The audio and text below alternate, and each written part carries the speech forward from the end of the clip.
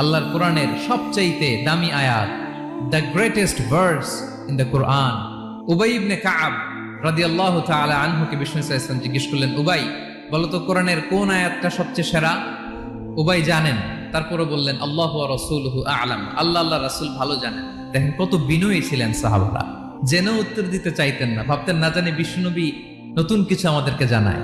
বিশ্বনবী আবার বললেন, তুমি কি জানো কোরআনের সবচেয়ে শ্রেষ্ঠ আয়াত কোনটা?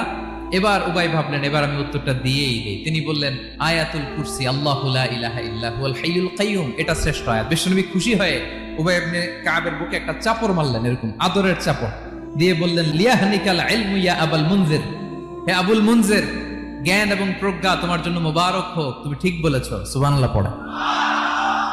তাহলে এই প্রথম ইনফরমেশনটা আজকে জানলাম, কোরআনের সর্বশ্রেষ্ঠ আয়াতের নাম ৬,২৩৬টা আয়াতের মধ্যে থেকে সবচাইতে দামি আয়াত এটা।